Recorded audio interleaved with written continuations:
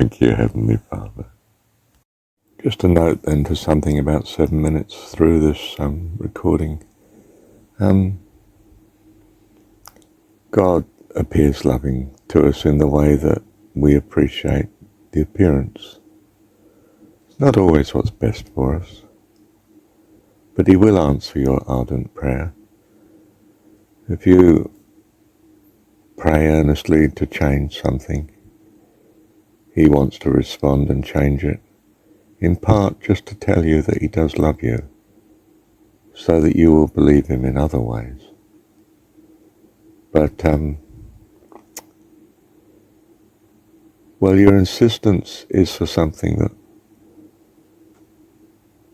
can be not actually in your best interest. But He's going to give you the answer to your prayer. What I want to say is in a second best way. He's going to say, well, in these circumstances, I'll give you what's second best, which is what you're asking for. I don't understand it to be as your best interest. It isn't. But it does have the advantage that at least you will see an answer to prayer and perhaps attribute this to me, God, and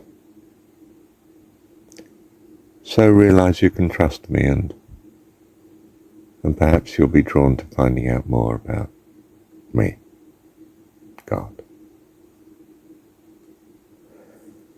Or perhaps someone in the crowd will think, my goodness, a miracle. God exists, I must find out more about this. So they're impressed.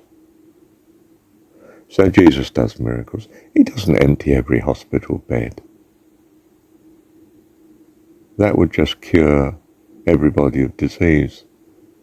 And are we saying that God's allowing, in His infinite ability and wisdom, people to suffer without very good reason, without the intention of blessing them with it? That would be a nonsense. So He doesn't sweep through the hospital healing everybody. We don't just heal everybody. We don't just answer all the prayers. We might answer those prayers where the gain is greater than the cost to you of answering your prayer. The cost of answering your prayer is for you to have your way as you perceive as the best. But it's not the best.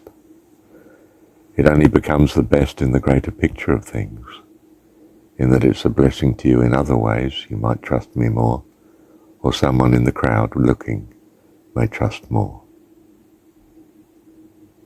So I do it. Grant you your miracle, your request. There's a better way if you are willing, and that is to transform your life so that, some of these difficulties aren't needed then, are they? Because you're on the path. You have chosen. And while you don't choose the right way, you're going to find it's untenable. And in the end, untenable means desperate. And the end, desperate means,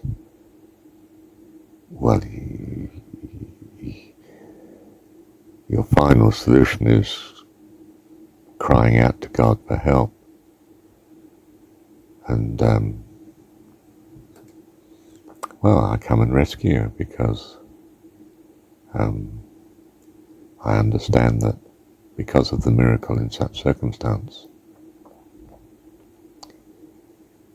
you will end up on the right path to your true benefit and goodness and blessing.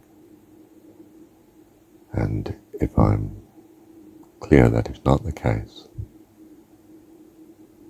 then I have to leave you in your desperation rather longer. It will in the end become desperate enough for you to cry out that there must be some other solution. And that's not just so for people, it's so for the spirits too. You know, if we can conceive of fallen angels, demons if you like, their lot would not be a happy one. In the end, it is so awful that in sheer and utter desperation, they call out to God for rescue. And they could come earlier if they so choose. But of course, by definition, for some time, typically they do not choose. In that regard, I think if there were such a personification as Satan himself, he too would be saved ultimately. I think we have turned Satan into a god, in giving him some permanence in a state other than God. If you're in a state other than God, you're not going to experience permanence, because permanence is of God.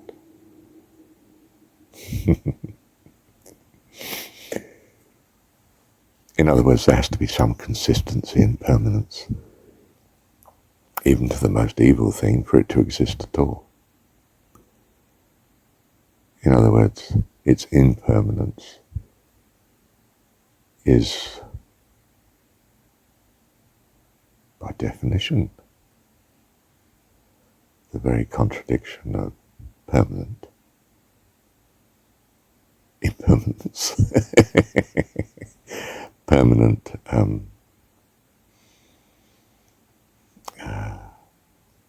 permanence of qualities that would lead to endless inconsistency with God, with what's good and lovely. You see, in a sense, the very essence of the fallen nature is a narrow view of self. And the narrow view of self becomes untenable in the end because of its narrowness. You cry out for more. You cry out for some release from the prison that you're in. Now, dare I say, God has experienced this too. He has creation because he didn't want the narrowness of even his infinite self. That's loneliness, even though infinite. He wanted a family, just as you, possibly at heart, feel that you want a family. People close that really are of you, value you, but are not clones of you. They're a lovely fellowship in harmony, unique in each one in his way, but lovely to be with.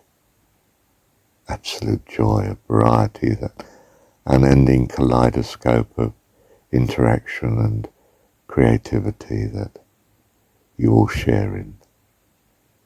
So God,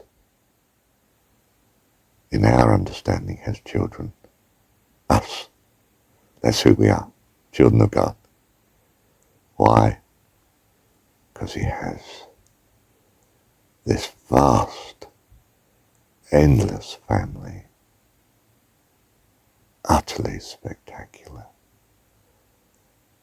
The host of heaven, if you like.